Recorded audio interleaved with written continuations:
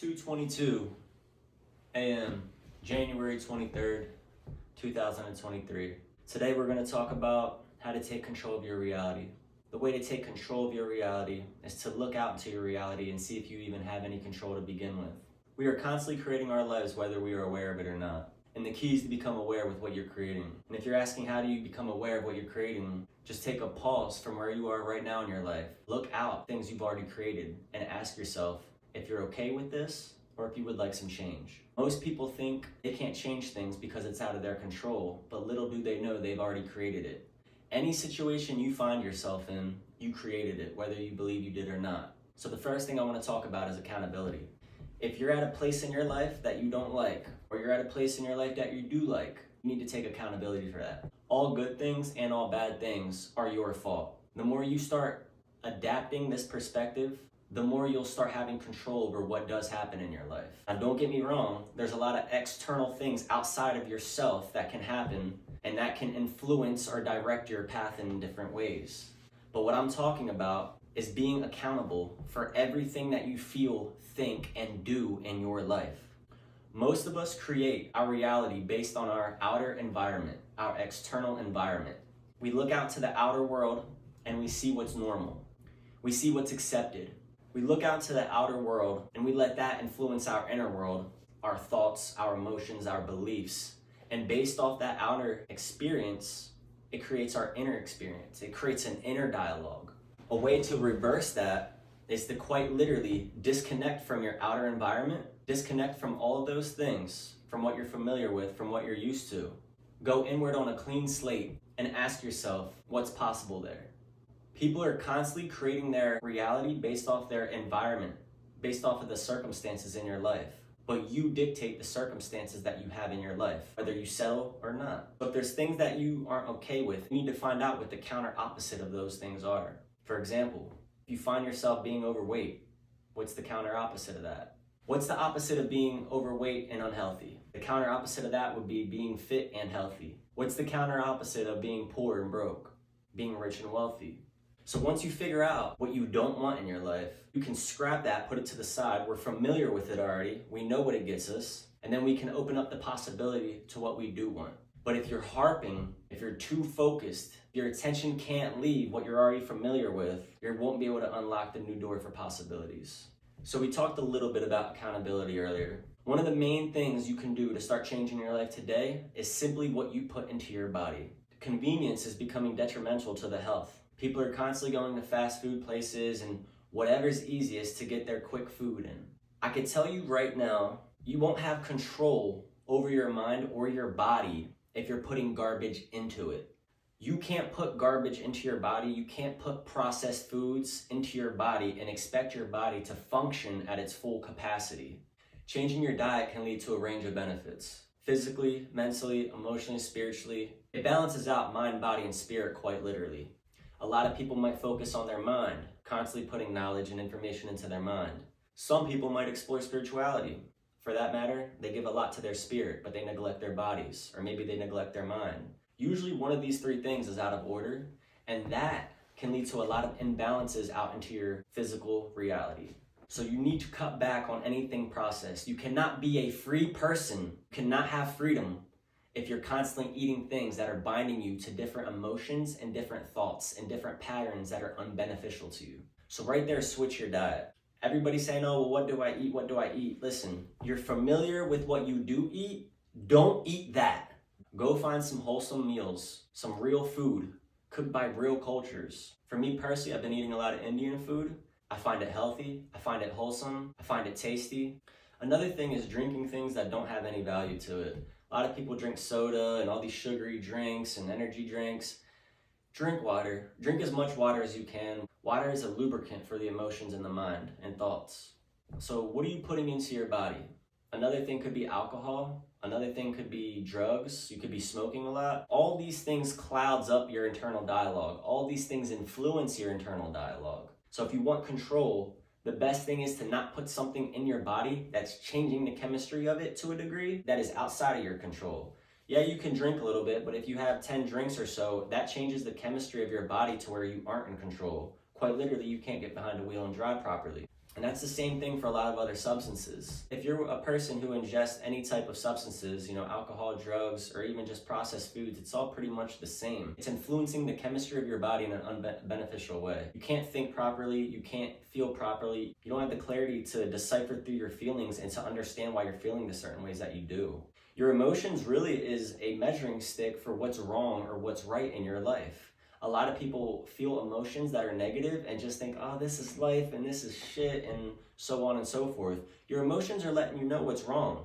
If you stubbed your toe, if you broke your arm, it fucking hurt, and that's sending a signal to your brain that, hey, something's wrong here. You gotta fix it. A lot of people feel pain in their life and they don't try to fix it. They just cover it up or they just accept it what it is, and that can turn into depression, that can turn into long-term disease if you hold on to it long enough. Something next I want to talk about is working out physically.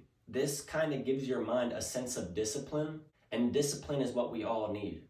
If you want to take control of your life and your reality, you need to be able to take control of your body first. Your body is the one thing you do have control over. Your mind, your emotions. So working out physically is a great way to give discipline to your mind and to yourself.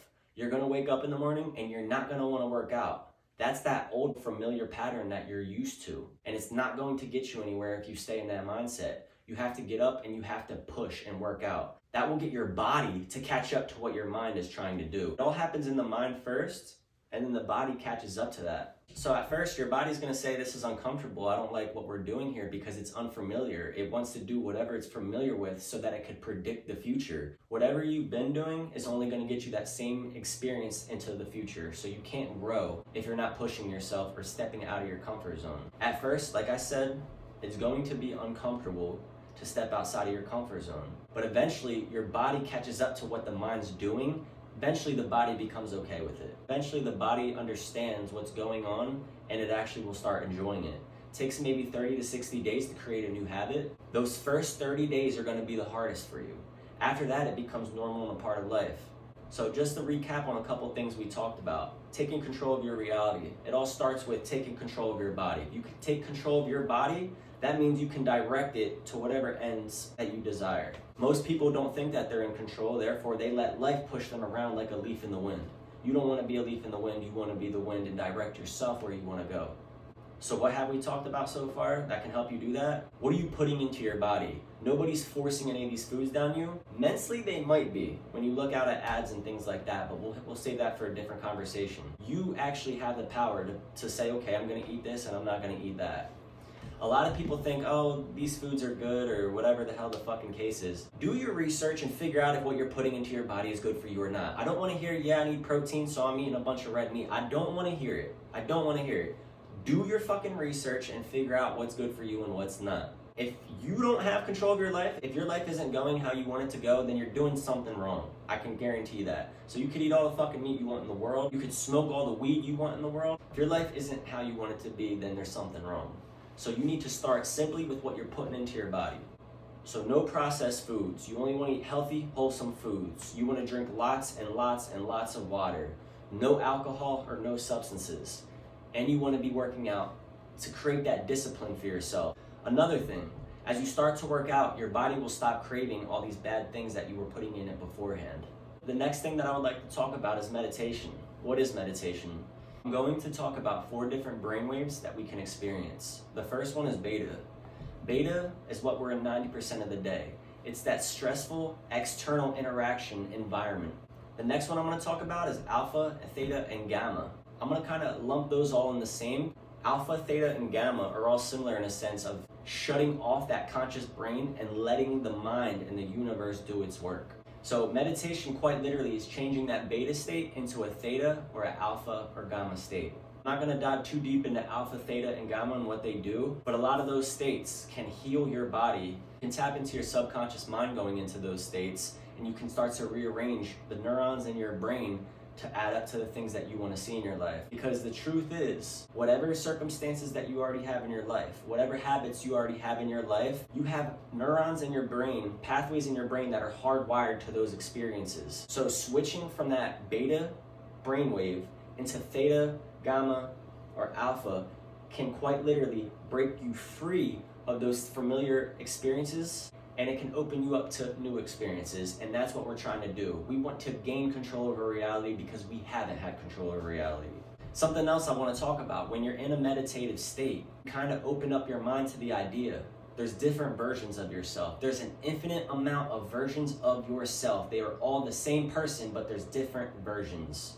Right now, you're in a version that you might like a lot or you might not like at all. So whatever the case is, when you're in that meditative state, you need to find that version of yourself that you're aiming for because it already exists. That version of yourself already exists. That healthy, rich, perfect version of yourself already exists out there, and it's waiting to be discovered by your current present self. We can look at the present current self as our lower self because we're not in control. We don't like what's going on. So what you need to do is start to connect with your higher self. Your higher self knows what's going on, has clarity, compassion, money.